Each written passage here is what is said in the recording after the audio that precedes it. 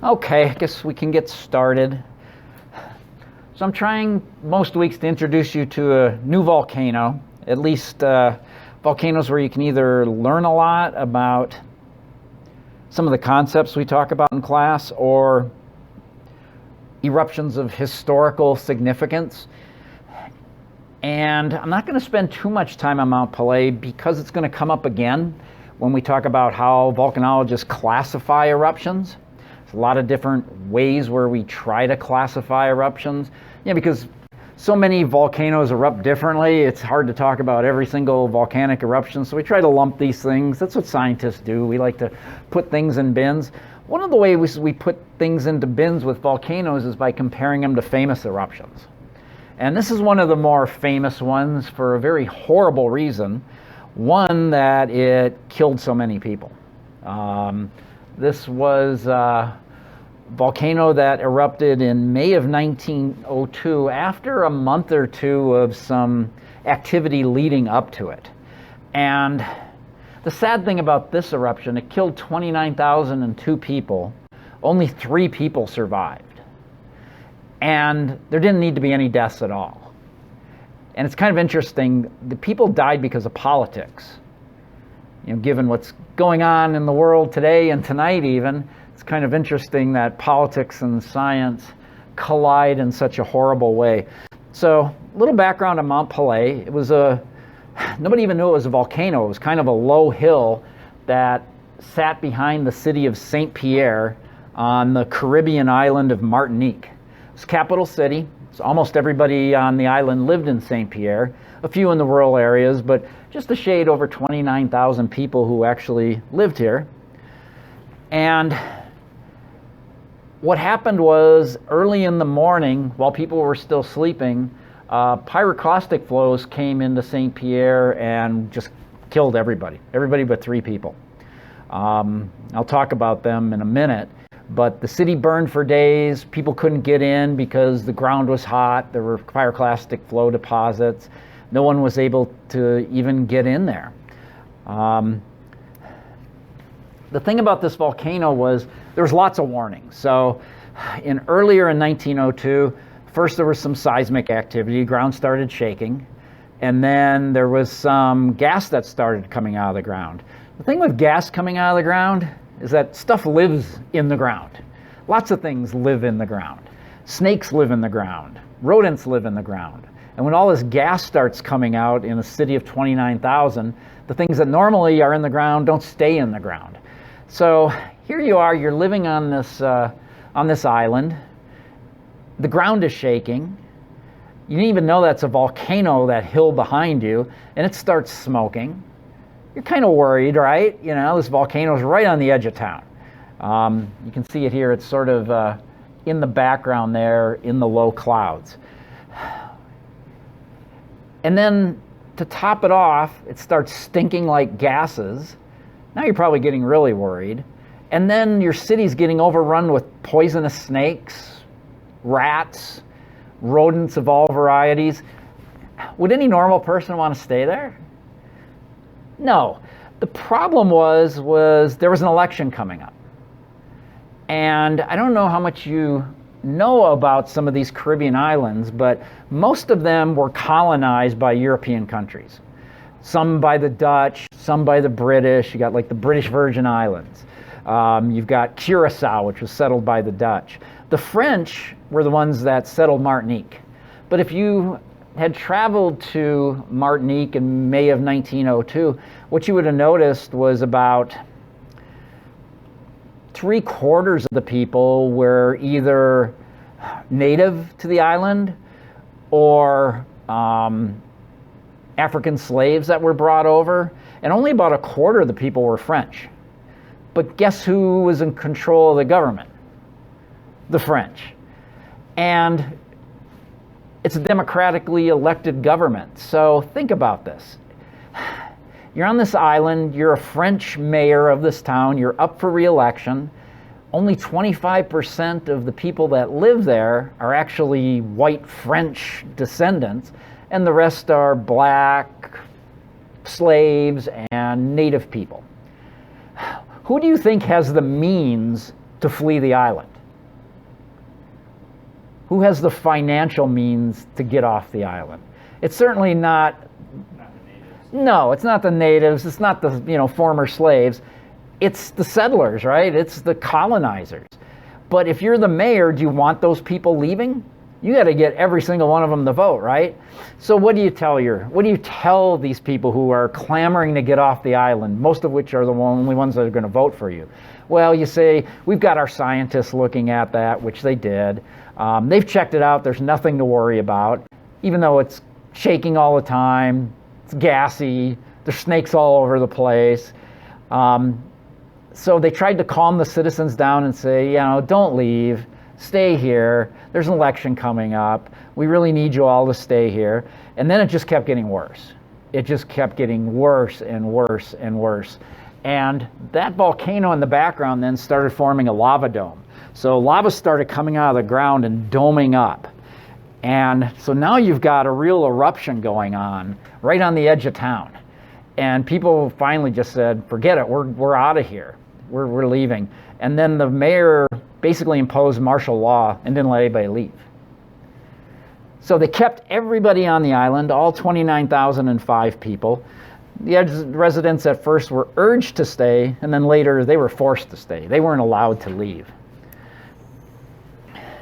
Well, like I said before, Mount Pelée erupted early one morning, sent the pyroclastic flow down into town, and basically killed everybody. Only 3 survivors.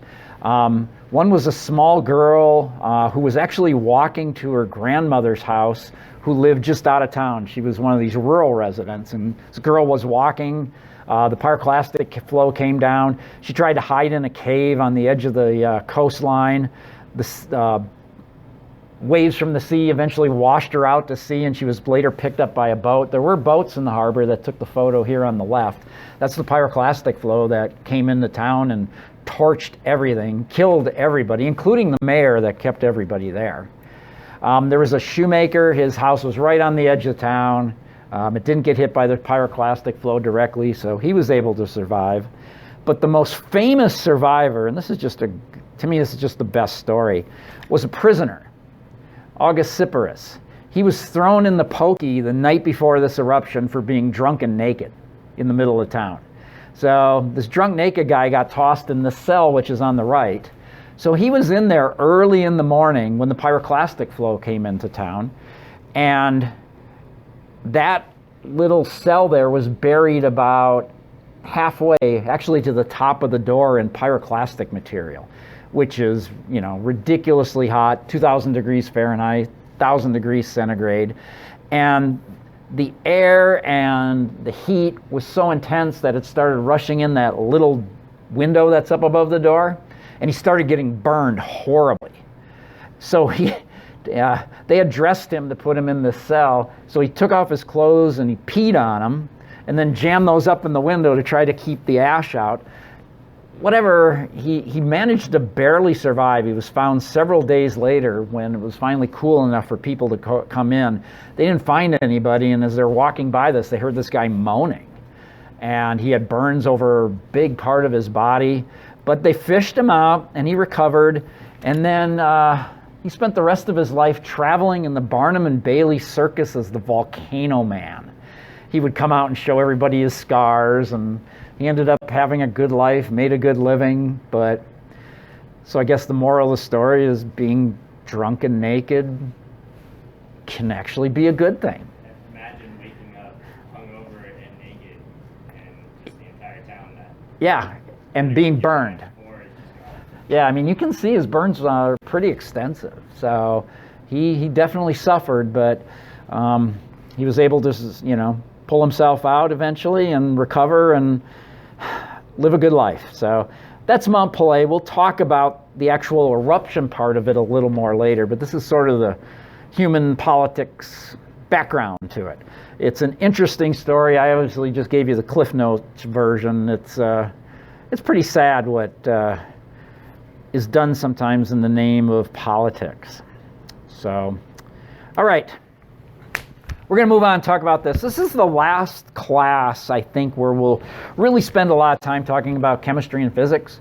We're going to move into the true volcano stuff next week. So this is, again, just sort of finishing up the background so that when we start talking about how different volcanoes erupt and why there's different behaviors, that you have all of the background material necessary to understand those concepts. So we're going to talk about how fluids behave. So I think at the end of last class I was talking about force, stress, strain, strain rate, a lot of those physical parameters. So let's just take a minute and sort of review and talk about those. If you guys remember, force is mass times acceleration. When we're talking about geological things, that acceleration is typically due to the influence of gravity. Gravity tries to accelerate things downward at a rate of 9.8 meters per second squared. Look at all this, look at the things you have on your desk right now. Okay, they all have mass, right? Mass is being pulled down by gravity. The things aren't physically accelerating because they're being stopped by the tabletop. But if you stuck your hand under your notebook or computer or whatever's on your desk, you would feel the mass of whatever item you have in front of you being pulled down by gravity. Okay, so gravity is working on all this stuff that you have in front of you. Pressure or stress is how that force is distributed over an area. Last week I used the example of a shoe and a high heel. Regular shoe and a high heel. Mass is the same if I stand on you with a shoe, but if I switch to a high heel, that high heel is a much smaller surface area, so the pressure beneath it is much greater. Strain is how things respond to stress, and strain is a change in length over original length. It doesn't have units, it's dimensionless, so you can think of it as a percentage or a fraction. And then what I really wanted to get to was something called strain rate. It's how quickly that strain occurs. So it's strain, which is dimensionless, divided by time. So it has units of per second, but you can think of it as a fraction per second or a percentage per second. So with that as background, let's look at these two substances. So on the left we have water sitting on a slope. On the right we have tar, also a fluid, sitting on a slope. The slopes are the same. So if you let gravity do its thing, both water and tar are going to move to the bottom of the hill, right? They're going to flow. So eventually both will experience the same amount of strain, same amount of changing of length. So the strain in both cases will be equal. If water moves to the bottom of the hill, tar moves to the bottom of the hill, they strain the same. They deform the same amount. But what's different about the two is how quickly it happens, right? Water's going to move a lot quicker than tar. So even though the strain might be the same,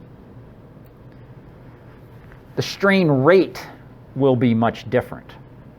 So strain is epsilon, change in length over original length.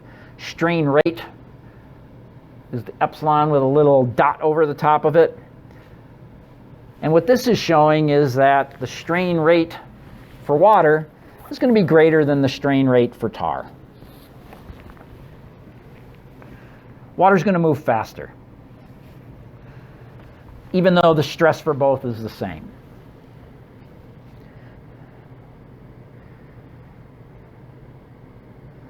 What happens if I increase the slope on both? Make both of these situations steeper but the same. How will water respond in the second case versus this case? If it's on a steeper slope, you're going to increase the slope on both. It's going to move faster. Now we're going to increase slope on tar the same as we did with water. What's going to happen with tar? It's going to move faster too, right? But it's not going to move as fast as water ever does. So there's something different about tar and water, right? Something different about the way those fluids are chemically put together. So the point here is water will have a higher strain rate than tar for the same stress conditions. In this case, the stress is caused by the slope. And if you increase the slope in both, you increase the strain rate for both. What if the slope was 0 for both? Any tendency for it to move? Should just sit there as a drop, right? So when there's no stress, there's no strain rate, right? It doesn't deform. The minute we put it up on a slope, that water starts moving down the slope. It's always going to move quicker than tar on the same slope. Okay, so everybody comfortable with that? Long-winded explanation for something that's really simple. But I want to relate sort of the simple movement to the variables involved. So we're talking about strain rate. Strain rate's talking about the movement of the fluid. Water is going to be greater than tar when the stress is the same. So another way to write this is that the stress here is proportional to the strain rate. If you increase the stress, it moves faster.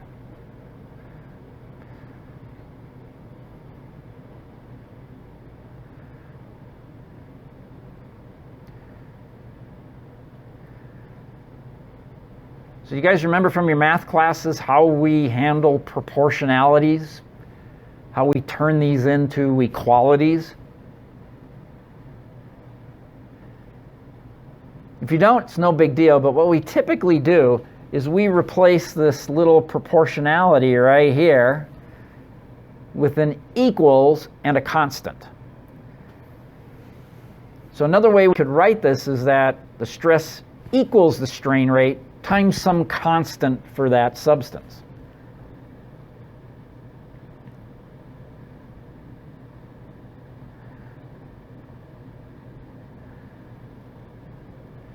And we can do the same for tar.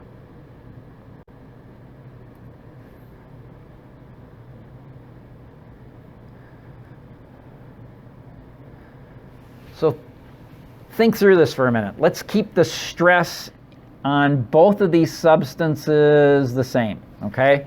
Stress is going to stay the same.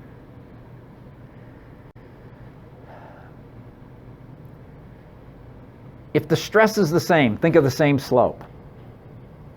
Which has a higher strain rate? Water or tar? Water strains faster, right? So the strain rate for water is going to be high. The strain rate for tar is going to be low. What does that tell us about our K values? K value for water, therefore, has to be low. K value for tar has to be high for these to work out. Because remember, the stress is equal in each case. So if you have a higher strain rate for one, you have to have a lower K for that same one.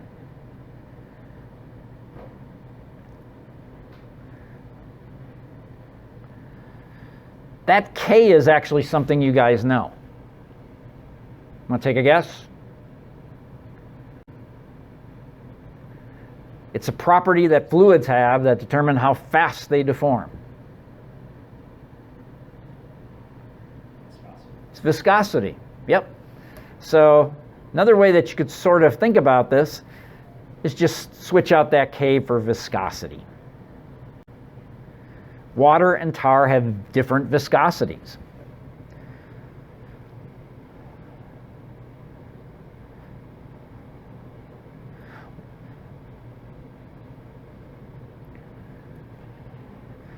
So in this case,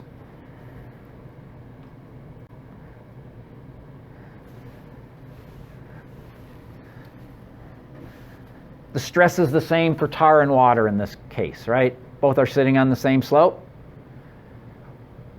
Which is going to have the higher strain rate? Water. So if water has a higher strain rate, what does that say about its viscosity?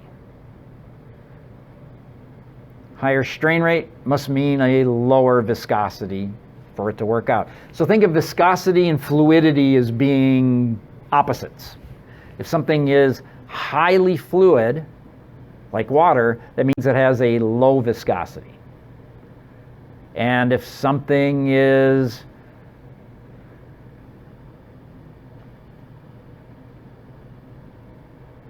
got a very low strain rate, low fluidity, like tar, that means it has a high viscosity. So low viscosity is really runny. High viscosity is really pasty. You might have to go back and look in your notes from last week, but what are the units for viscosity? And what you can do is you can sort of take that equation right there, or I guess you could take it this one, and then substitute in the units for viscosity and strain rate. See what you come up with. And again, if that's not off the top of your head, you might have to go back and look at your notes.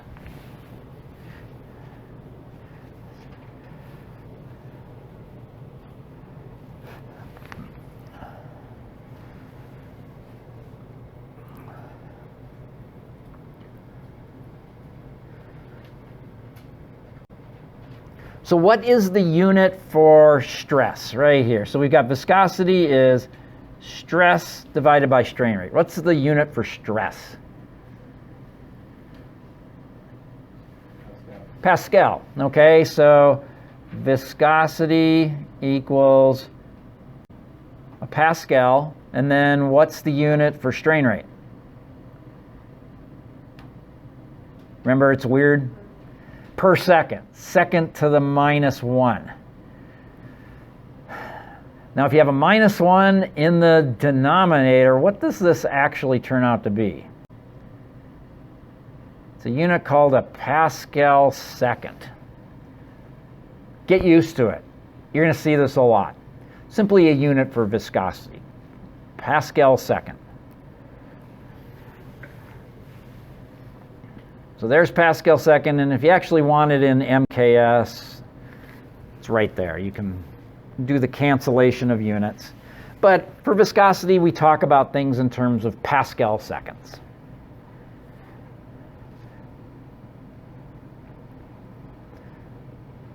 And it's stress in pascals divided by the strain rate per second. So I'll give you some values. Here is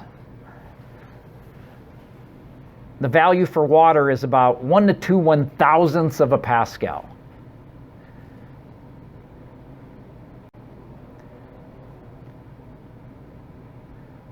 So the runniness of water, 1 to 2 thousandths of a Pascal. Now mud, think about what mud is, right? Mud is a mixture of dirt and water. And the proportions of the dirt and water can change, right? You can have really runny mud that has a lot of water, and you can have real thick pasty mud that has very little water. If you add so much water to mud, it essentially becomes water, right? It becomes dirty water. But as you remove water, what happens to those little dirt grains that are in your mud? They get closer and closer together, right? And eventually they touch. And anytime you have things that touch, that creates friction. And friction is a barrier to flow.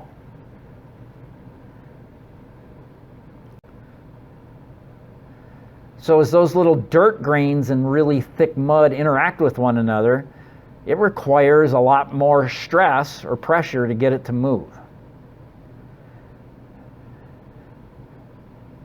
I talked about this in another class today, and a student said, like a sand castle.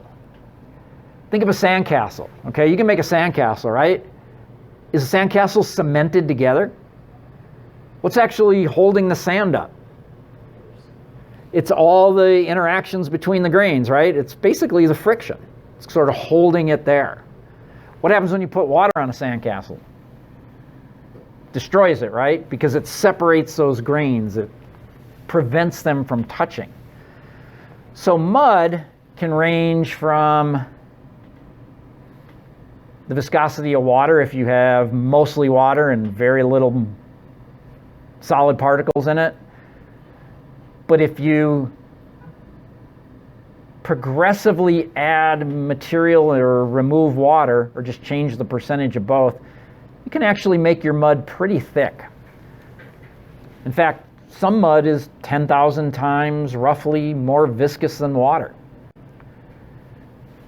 And then we get into basaltic magmas, which are what we have in Hawaii, and they can be 100,000 to 1,000,000 times more viscous than water.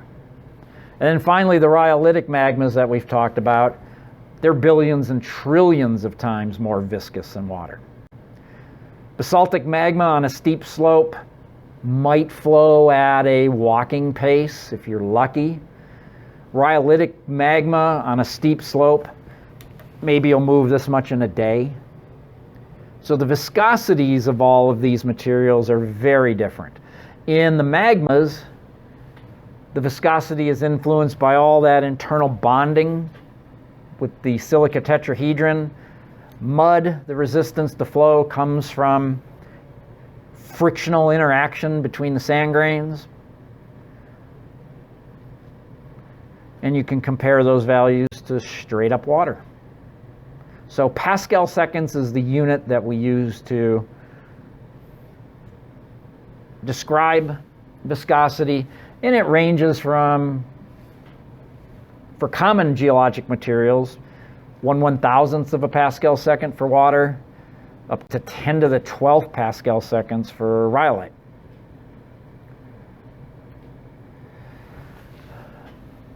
So getting into the magma part now, here are some different magmas. We have rhyolite, andesite, basalt, and komatiite.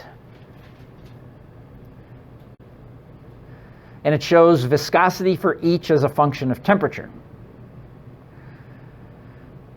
So look at the rhyolite. What happens as you increase the temperature? What happens to the viscosity?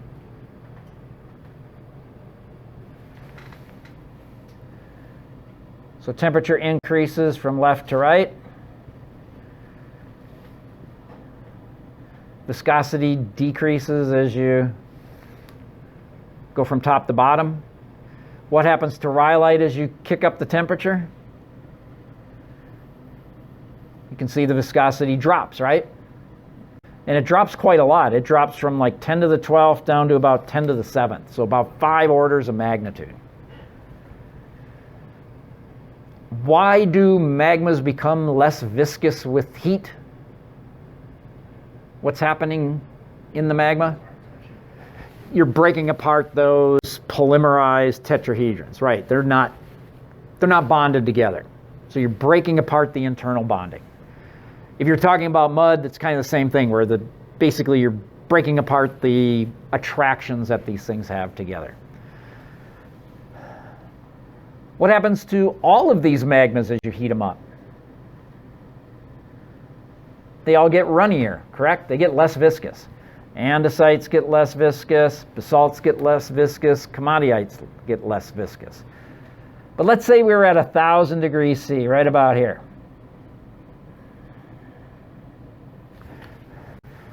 Would these materials have the same viscosity at that temperature, or would they have different viscosities at that temperature?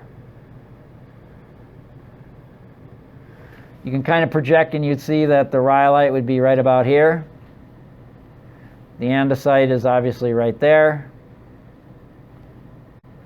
The basalt is right here. And the komatiite is right there. So at 1,000 degrees, they would still have different viscosity, right? Why is that? Composition. It goes back to those tetrahedron again. Rhyolite has about 70% silica, SiO2. Komatiites down in the 40 range. Basalts in the 50s, andesites in the 60s. So it's the tetrahedron being bonded together that give magmas their viscosity. The more silica you have, the more bonding you have. The lower your temperatures, the more bonding you have. So your most viscous material is going to be the coldest with the highest silica, which is right about there. The lowest viscosity is going to be the lowest silica and the highest temperature, which is right about there.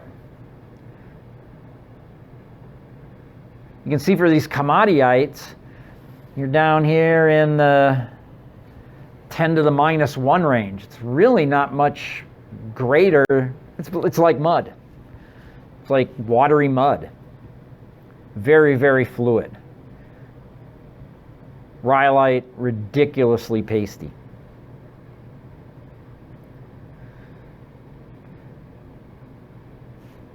Okay, any questions so far? All right, this is showing viscosity and volatiles for different melts at different temperatures. So there's really three things going on. One is that you have a change in the amount of volatiles, in this case water, going from just a couple of percent up to about 12%. Now, we talked about this briefly a class period or two ago. Water acts a lot like heat. It breaks those bonds that form between the tetrahedron. So the more water you add, the more bonds are going to be broken, the runnier your material is going to be. And does that hold in general for all of these compositions at all these temperatures? Yeah, you can see that as you increase the water in all these, stuff gets less viscous. And you can see that as you change the temperature, each gets less viscous. And then finally, we're talking about basalts. Remember, basalts are in the 50% range with respect to silica, and rhyolites are in the 70% range with respect to silica. So the range goes from 10 to the 10th to 10 to the 1st for rhyolite. For basalts, it's much lower because they just don't have as much silica to start with. So silica, more viscous. For temperatures, colder temperatures, more viscous. In both cases, it's more bonding. Finally, lower water, more viscous. Water breaks bonds. Not having water allows bonds. So keep those three things straight. Temperature, lower temperatures, more viscous. Composition, lower silica, less viscous.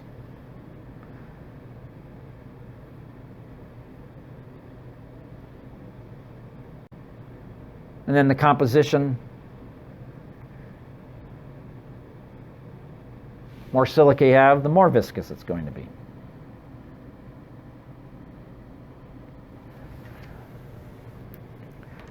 Okay, this is my favorite part to talk about because it's probably something you guys haven't seen much before. I don't know. Have you had structure? You may have talked about in structure, but I'm not sure. I'm guessing you haven't, but we'll see. Okay, you got to go back to a discussion we had a few minutes ago when we had tar and water on a slope. So over here we have stress.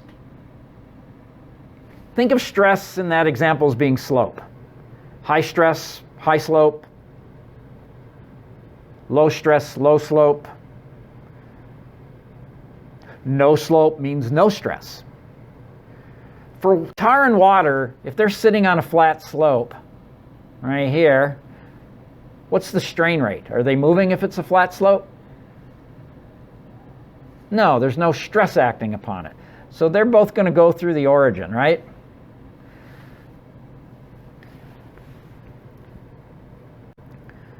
Well, this is how these two materials would plot out.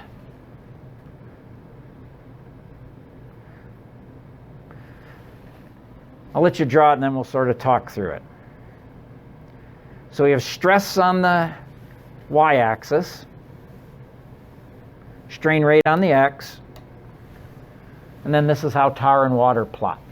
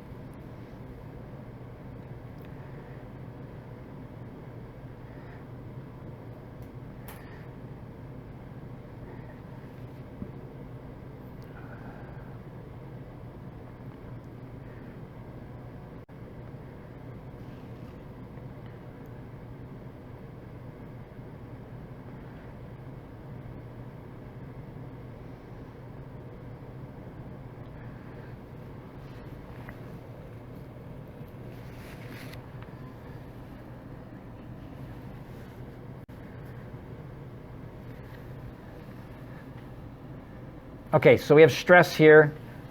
You can also think as stress as being slope.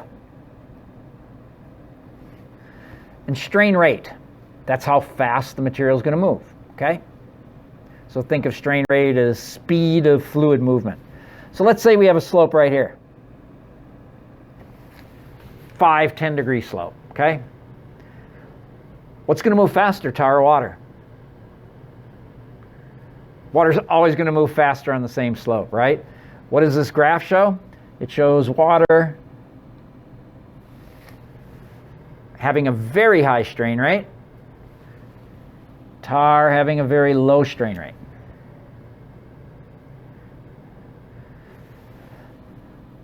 What's the slope of the line equal? You guys remember how to do slopes on an XY plot? Slope is rise over run. What's rise on this? Stress, right? What's run on this? Strain rate. What is stress divided by strain rate?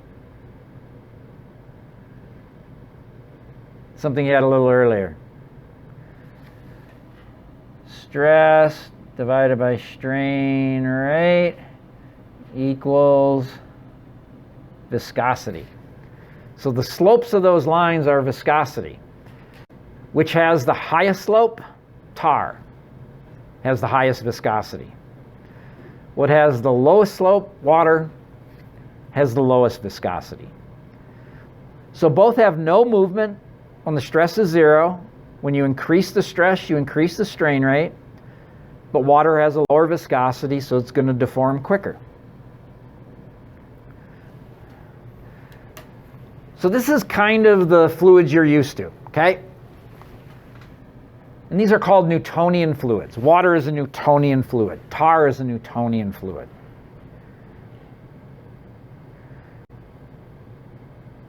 Not all geologic materials behave like water, though. And in fact, lavas do not. Mud doesn't either. Neither does stuff like pancake batter. Pancake batter does not behave this way.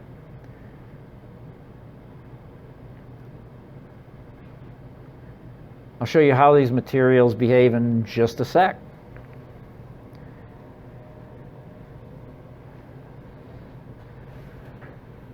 So in these two examples, if you have any stress at all, any slope, let's say we have a little drop of water on this flat slope. If we increase the slope at all, it will eventually start moving, right? And it's going to move faster than tar for the same slope. Some materials, though, if you put it on a slope, in fact, magma is one of them, you can put it on a low slope, it won't move. I mean, it's not going to move slow, it's never going to move. Keep it hot, keep it viscous, it will not move. It'll sit there on that slope forever. Water, if you put it on a slope, it's going to move. Tar is going to move, it's just going to move slower. Lava and magma, they will just sit there. No movement at all. They behave differently. They are something that's called a Bingham plastic. We talked about this just a second ago. Newtonian behavior, stress, strain rate, and the slope is viscosity.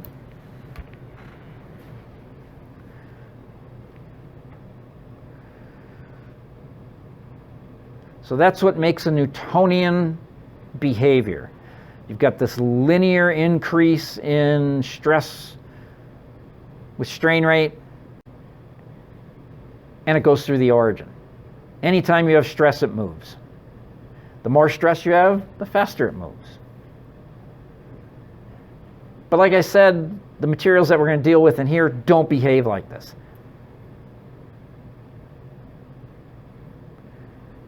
They behave like this. So the yellow line is basalt. As it turns out, mud behaves that way. Pancake batter behaves that way. And there's rhyolite.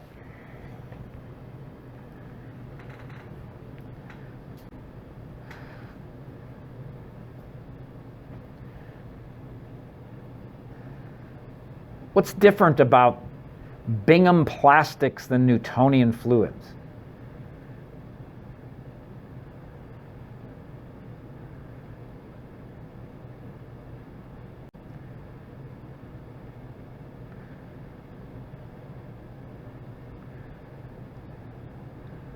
What's the main difference between this plot and the plot I had up previously? Yeah, remember the other ones went through the origin, right? Both of them went through the origin. Water had a very low viscosity like basalt. Tar had a very high viscosity like rhyolite, but they both went through the origin. These don't, do they? Now, what does that really mean? Well, again, think of stress as slope.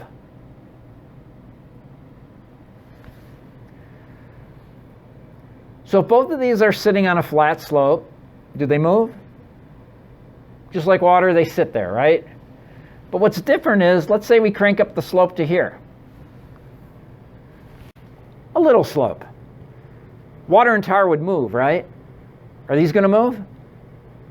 No, they are not going to move. They have a strength. They have a strength to them that you're not going to overcome with that low slope. Crank the slope up a little more. Are they moving yet? What if we give this much slope right there? Is it enough to get the rhyolite to move? Do we have enough to get the basalt to move? And once it moves, it actually moves pretty fast. You can see that the slope is really low. That means low viscosity. So if we crank up the slope just a little bit, it's going to move really fast. Crank up the slope some more. Now the basalt is really running, isn't it? Is the rhyolite doing anything on that same slope? It's sitting there. It's just sitting there. Finally, you have to give it a whole lot of stress before rhyolite even starts to move. And then once it moves, is it going to move fast? No, it's got this really high slope, high viscosity.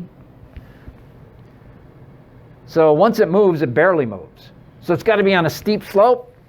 And then once it's on the steep slope, it's just barely going to move. This minimum amount of stress needed to get it to move is something called the yield strength.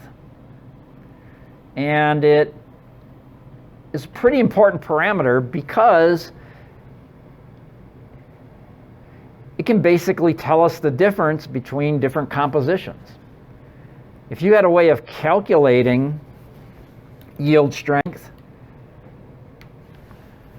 for lavas that maybe you couldn't get to, that you could only see in images, lava flows on other planets, if there was a way to calculate the yield strength, you might be able to tell its composition. High yield strength materials are rhyolite, low yield strength materials are basalt. So volcanologists spend a lot of time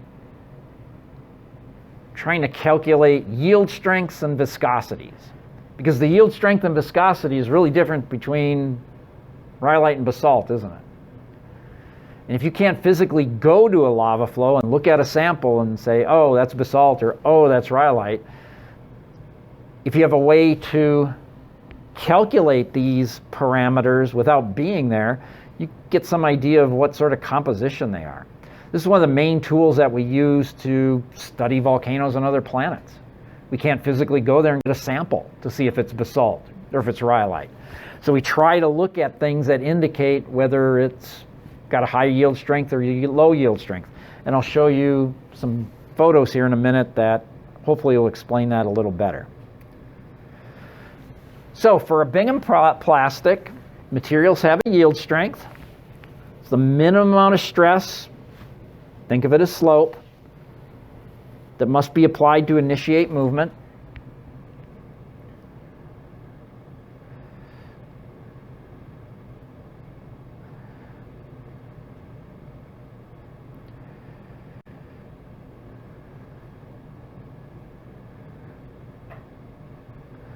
And then once it moves, it's governed by its viscosity.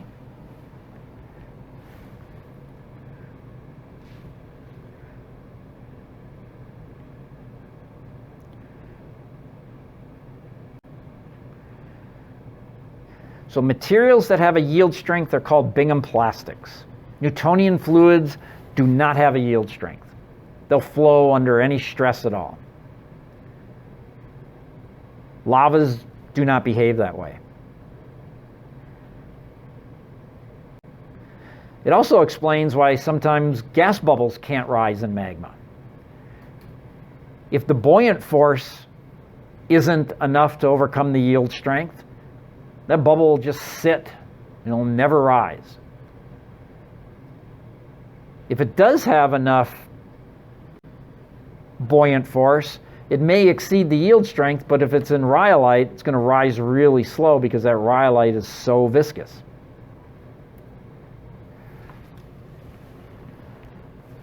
Similar to Newtonian fluids, both have this sort of linear increase with strain rate with stress. That just refers to its viscosity.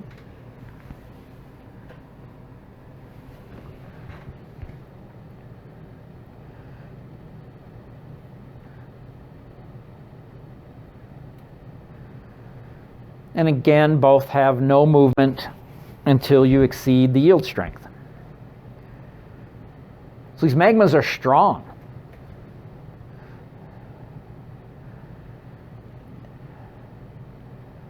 It also means that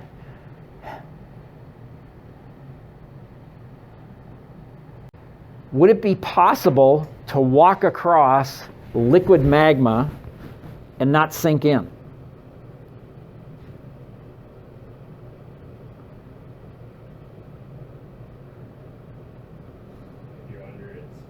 If you're under its yield strength, right? And remember, stress is pressure. So one thing you could do is you could get on like really big clown shoes, right? Because the bigger your shoe, the less stress. And you could probably run across the surface of a red runny lava flow and maybe not exceed its yield strength. Feet would melt, but you wouldn't sink in. If you were light and you had big shoes. So a little kid with big shoes could probably just run across the surface of a lava flow without sinking into it. They would burn. You don't want to do that.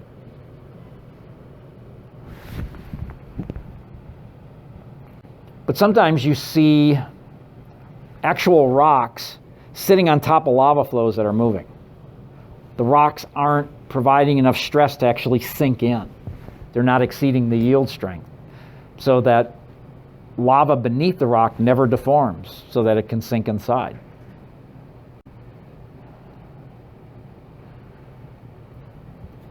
So in this diagram, that amount of stress to get it to move, it's called the yield strength. And then once it moves, it's governed by its viscosity.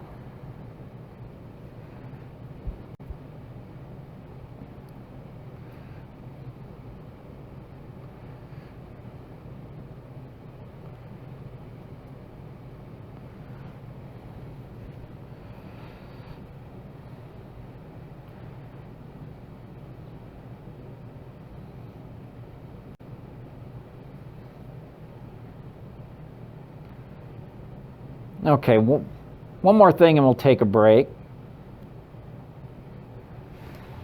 Think about this for a second. Let's say we had thick mud. Sometimes I think mud is a little easier to envision than lava. So let's talk about mud. What if we add water to mud?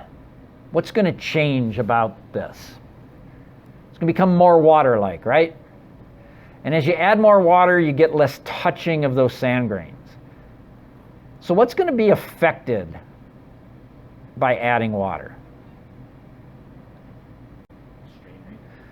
Strain rate will. What about the yield strength? Where does water plot in here? Remember, water comes through the origin, right? So as you add water, what's going to happen to your yield strength? It's going to drop, right? What happens to your viscosity?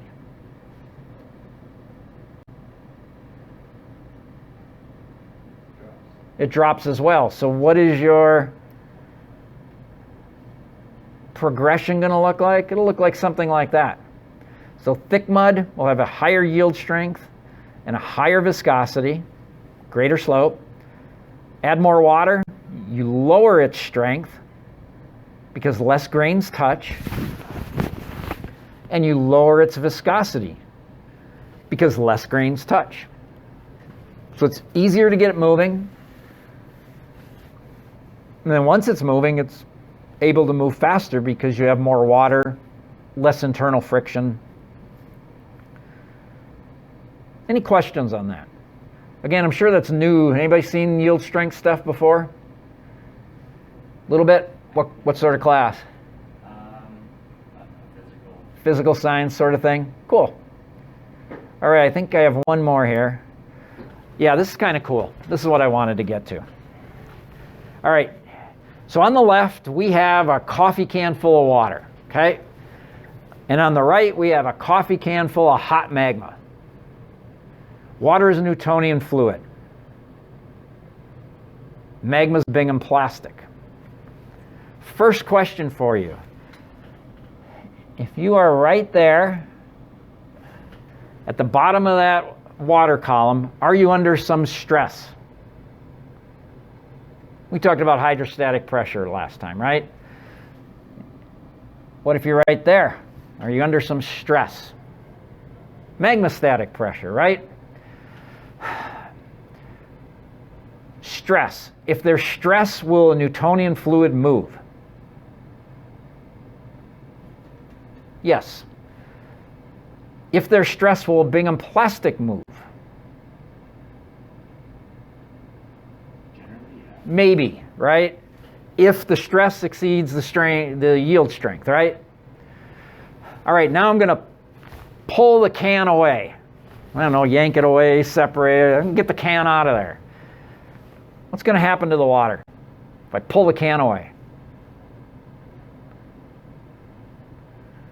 It's not like a sandcastle, right?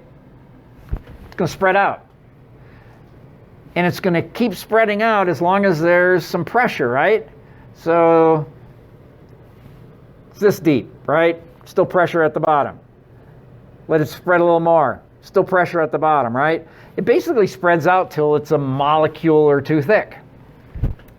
So it completely spreads out to a very thin layer. Because gravity will always supply enough stress to cause flow, because it doesn't have any strength. What about the plastic, though? Let's say I pull the can away. If there's enough stress at the bottom to exceed the strain rate, it's going to spread, right? But it's got a strength. At some point, it's going to be able to support weight above it. So what happens with the Bingham plastic is it spreads, but it doesn't spread down to a single layer. Think of pancake batter, right? You can make pancakes that are a centimeter thick, right? You can't do that with water. Water just spread out in your pan. But pancakes actually have a strength. They spread out to a certain point and then they stop spreading.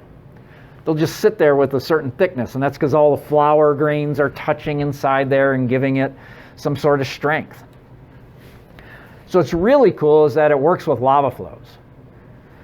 So here is a lava flow with a really high yield strength, right here. I'll let you write this and then I'll show it to you. So if you have a higher yield strength, your material is going to be thicker, sometimes really thick.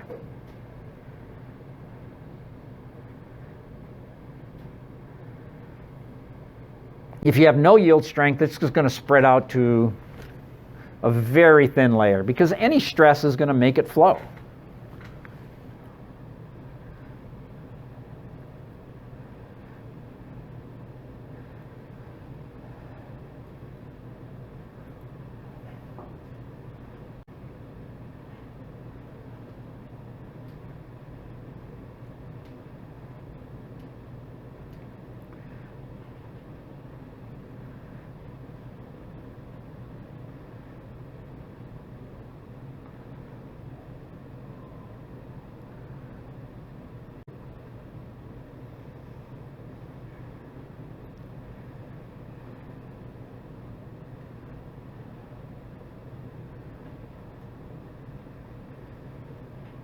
Okay, so this first photo I'm going to show you is from a lava flow in Oregon. I was just there a couple months ago.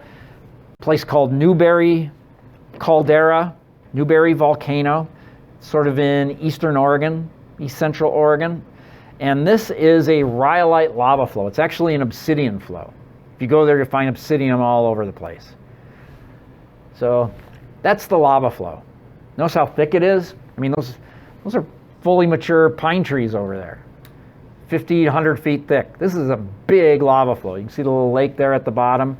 And all this dark material right here, that's all obsidian. So this is rhyolite. So it's settled until that thickness.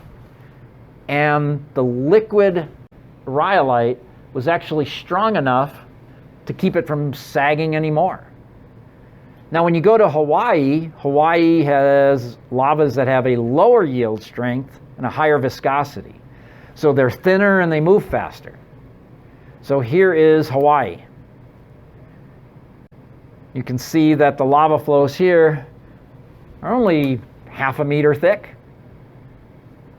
And they can move pretty fast. Like I said, they can move as a walking pace. So that's a very low yield strength and a very low viscosity. So it moves fast and it thins out.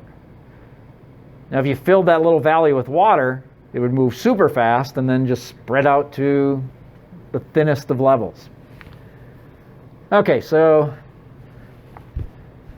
take a 5